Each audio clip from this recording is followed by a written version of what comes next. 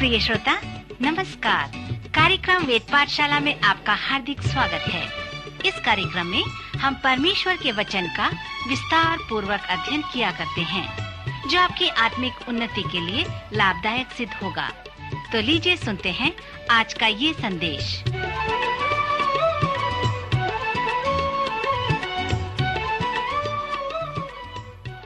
श्रोता मित्र, जब संसार, शरीर या शैतान हमें किसी फंदे में फंसा दे तो हम क्या करेंगे? और जब हमारे सहने के बाहर हमारे ऊपर किसी का दबाव हो तो हम क्या करेंगे?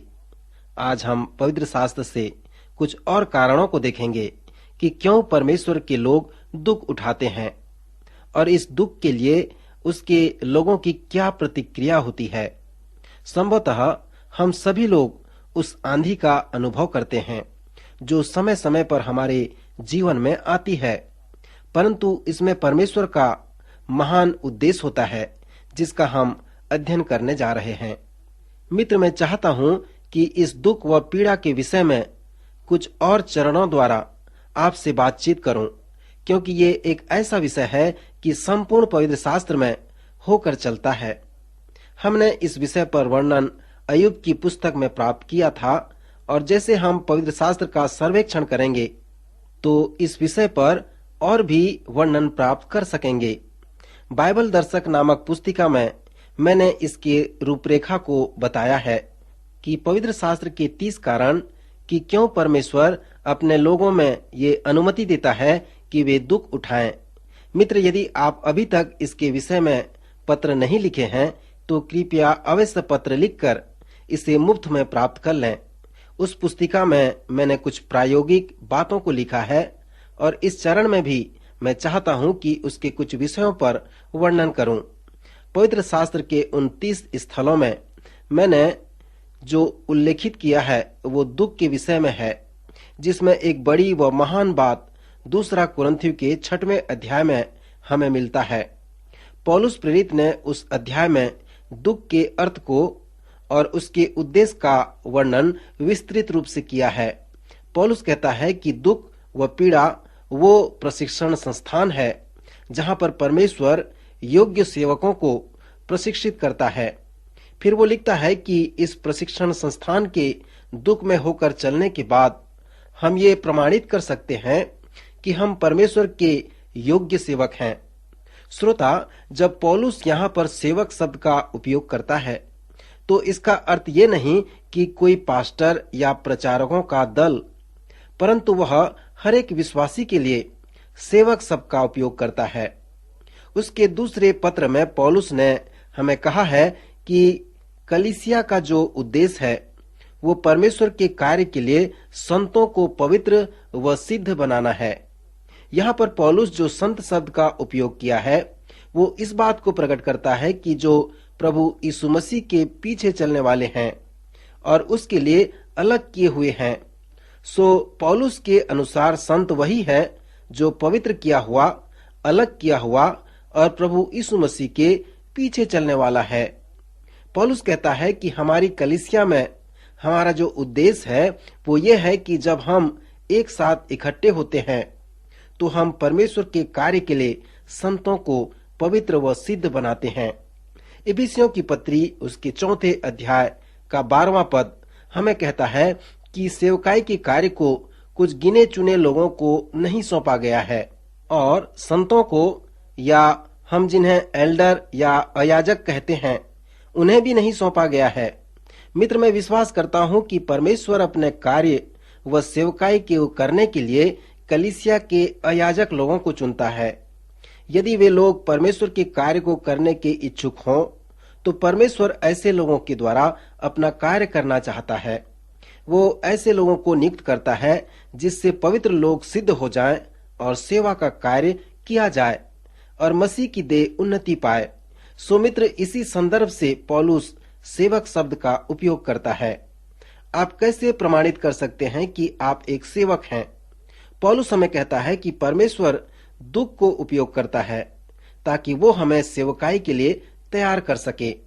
2 कुरिन्थियों 6वां अध्याय 3 से 5 पद में पौलुस लिखता है कि हम किसी बात में ठोकर खाने का कोई भी अवसर नहीं देते कि हमारी सेवा पर कोई दोष न आए, परंतु हर बात से परमेश्वर के सेवकों की नाई अपने सद्गुणों को प्रकट करते हैं।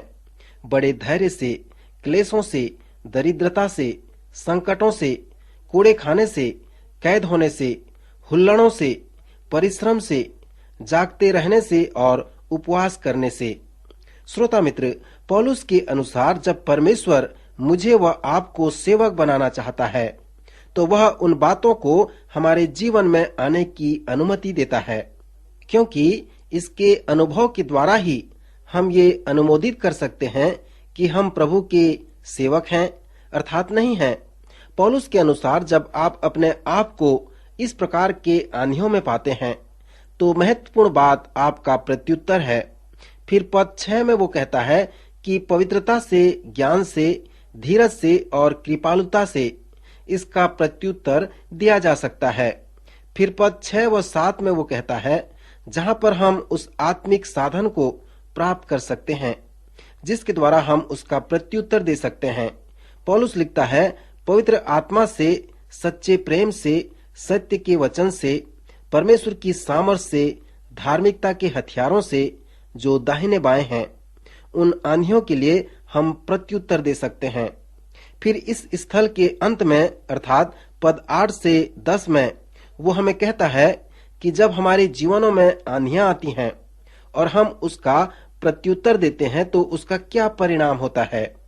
वो कहता है, आदर व निरादर से, दुर्नाम व सुनाम से, यद्यपि भरमाने वालों के जैसे मालूम होते हैं तो भी सच्चे हैं, अनजानों के सदृश हैं तो भी प्रसिद्ध हैं, मरते हो के ऐसे हैं परंतु जीवित हैं, मार खाने वालों के सदृश हैं परंतु प्राण से मारे नहीं जाते, शोक करने वालों के समान हैं परंतु सर्वदा आनंद करते हैं, कंगालों के ऐसे हैं परंतु बहुतों को धनवान बना देते हैं, ऐसे हैं जैसे हमारे पास कुछ भी नहीं तो भी सब कुछ रखते हैं।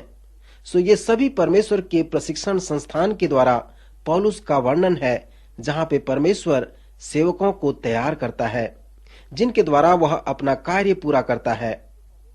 सो पौलुस जो परमेश्वर के प्रशिक्षण संस्थान के विषय में वर्णन करता है उससे आप दुख के विषय और हमारे उन सेवकाई में तैयार होने के लिए उस दुख के महत्वपूर्ण भाग को प्राप्त कर सकते हैं। यह उस विलाप गीत के स्थल के अनुसार है जहाँ पर लिखा है, पुरुष के लिए जवानी में जुआ उठाना भला है, अर्थात जब तक आप दुख नहीं उठाएंगे आप एक योग्य सेवक नहीं बन सकते। मित्र, यह स्थल मुझे यूहन्ना रचित सुसमाचार के 11वें अध्याय को स्मरण दिलाता है जहाँ पर लाजर के विषय में वर्णन है। प्रभु यीशु मसीह लाजर नामक एक व्यक्ति और उसके 2 बहनों से बहुत प्रीति रखते थे। सो लाजर बैतनिया में था और बीमार पड़ गया था। जब प्रभु यीशु को ये पता चला कि वह बीमार है तो जिस स्थान पर वह था वहां 2 दिन और ठहर गया। वह समाचार पाते ही वहां नहीं गया। सो यहाँ पर प्रकट है कि प्रभु यीशु मसीह ने ही उस बीमारी और मृत्यु को लाजर के पास आने की अनुमति दिया था जिससे वो प्रीति रखता था। आखिर में जब यीशु बैतनिया में आया तो ऐसा लगता है कि प्रभु यीशु उन दोनों बहनों से सही प्रत्युत्तर पाना चाहते थे। यूहन्ना रचित सुसमाचार के 11वां अध्याय अय्यूब की पुस्तक के समान एक लघु पुस्तक है। ये दोनों बहनें अलग अलग स्वभाव की थीं। जब उन्हें पता चला कि यीशु आ रहा है तो मार्था उससे भेंट करने को गई परंतु मरियम घर में बैठी रही। सो मार्था प्रभु के पास जाकर कही, हे प्रभु, यदि तू यहाँ होता तो मेरा भाई कदापि न मरता। हमें नहीं मालूम कि मार्था के आवाज में कितने उतार चढ़ाव थे, परंतु उसके पूछने के तरीके को पढ़कर ऐसा लगता है मानो वह कह रही हो कि तूने अपना दांव खो दिया, वो तेरे हाथ से निकल गया, अब कुछ नहीं हो सकता। यदि तू यहाँ होता तो मेरा भाई कदापि न मरता, पर तू कहाँ था? मित्र, आज संसार में अनेक लोग हैं जो अपने पास्टर को इसी प्रकार से कहते हैं कि आप कहाँ थे, परंतु दूसरी बहन मरियम अलग प्रकार के स्वभाव की थी। यद्यपि उसने मार्था के जैसे ही कहा, परंतु जब वह प्रभु यीशु के पास गई और प्रभु के पांव पर गिरकर कही, हे प्रभु, यदि तू यहाँ होता तो मेरा भाई न मरता। यहाँ पर प्रभु यीशु मसीह उन दोनों बहनों से सही प्रत्युत्तर पाना चाहता था कि वह बीमारी और मृत्यु क्यों उसके भाई में आई है। प्रभु यीशु ने उस प्रत्युत्तर को मरियम से तब प्राप्त किया जब वह उसके पांव पर गिर पड़ी और उससे बातें करने लगी। उसने अपने भाई की मृत्यु को स्वीकार किया। मित्र वचन में प्रायः हम देखते हैं कि मरियम हमेशा प्रभु के पांव के पास बैठी रहती थी और उससे वचन सुनती रहती थी। फिर हम देखते हैं कि मार्था अपनी बहन मरियम के विषय में प्रभु से शिकायत करती है और प्रभु यीशु से कहती है, हे प्रभु, क्या तुझे कुछ भी सोच नहीं कि मेरी बहन ने मुझे सेवा करने के लिए अकेली ही छोड़ दिया है? हे प्रभु, उससे कह कि वो मेरी सहायता करे। तब प्रभु ने मरियम से उत्तर देते हुए कहा, हे मार्था, तू बहुत बातों के लिए चिंता करती है और घबराती है, परंतु एक बात अवश्य है और उस उत्तम भाग को मरियम ने चुन लिया है जो उससे छीना न जाएगा। सो ये मरियम प्रभु यीशु के चरणों में बैठी रहती थी और प्रभु का वचन सुनती रहती थी। यहाँ पर इस स्थल में भी वो प्रभु के चरणों में है और प्रभु की इच्छा को स्वीकार कर रही है। फिर यूहन्ना रचित सुसमाचार के 12वें अध्याय में वो पुनः प्रभु के चरणों में रहती है और उसकी आराधना करती है। जब हम इस उदाहरण को संक्षिप्त में देखते हैं तो पहले आपके पास समस्या है, तब उस समस्या से आपका प्रत्युत्तर है जो प्रभु के साथ सही संबंध द्वारा मिल सकता है। सो जब मरियम ने प्रभु के साथ सही संबंध बनाया, अपने समस्या का सही प्रत्युत्तर किया, तब प्रभु ने उन दोनों बहनों को उनकी समस्याओं से उद्धार किया, अर्थात लाजर को प्रभु ने मृत्यु से खड़ा किया। मित्र, जिस विषय को हम देख रहे हैं वो एक अच्छा विषय है कि क्यों परमेश्वर के लोग दुख उठाते हैं, और हम इस सर्वेक्षण में उसके 30 कारणों को देख रहे हैं। यह विषय मेरे लिए बहुत ही रोचक है, क्योंकि जो व्यक्ति इसे हमें सिखा रहा है, हमें पढ़ा रहा है, वो 18 वर्षों से पहिएदार कुर्सी पर है। परमेश्वर ने उसके लिए अय्यूब की पुस्तक और पवित्र शास्त्र के अन्य उदाहरणों को बनाया है कि क्यों परमेश्वर के लोग दुख सहते हैं। पौलुस ने लिखकर कहा कि उसके शरीर में एक कांटा चुभाया गया, उसके शरीर में एक बीमारी आई और उसने उसके लिए परमेश्वर से 3 बार विनती की, परंतु परमेश्वर ने कहा, मेरा अनुग्रह तेरे लिए काफी है। मित्र, यह केवल एक पद ही नहीं है जो पवित्र शास्त्र में लिखा गया है, परंतु वह पौलुस और मेरे लिए एक उदाहरण है। मैं प्रार्थना करता हूँ कि ये भी आपका उदाहरण बन जाए। अगले कार्यक्रम में अवश्य उपस्थित होवें, जहाँ पर हम इस सर्वेक्षण के चक्र को पूरा करेंगे कि क्यों परमेश्वर के लोग दुख सहते हैं। प्रभु इन वचनों द्वारा आपको आशीष दे। आमीन। अभी आप सुन रहे थे कार्यक्रम वेद पाठशाला। श्रोता, हमें विश्वास है कि इस कार्यक्रम के द्वारा आपको आशीष मिली है। यदि इस कार्यक्रम के विषय में अधिक जानकारी प्राप्त करना चाहते हैं या बाइबल अध्ययन से संबंधित कोई प्रश्न हमसे पूछना चाहते हैं, तो आप हमें इस पते पर लिखें। हमारा पता है कार्यक्रम Ved Pathshala, Vishwavani, post box number 731, Faridabad 7, Haryana. पता एक बार फिर से सुन लीजिए।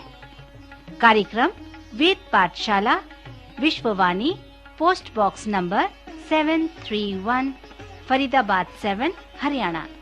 तो इसी के साथ आज के कार्यक्रम का समय यहीं पर समाप्त होता है। अगले कार्यक्रम में आपसे फिर भेंट होगी। तब तक के लिए हमें आज्ञा दीजिए।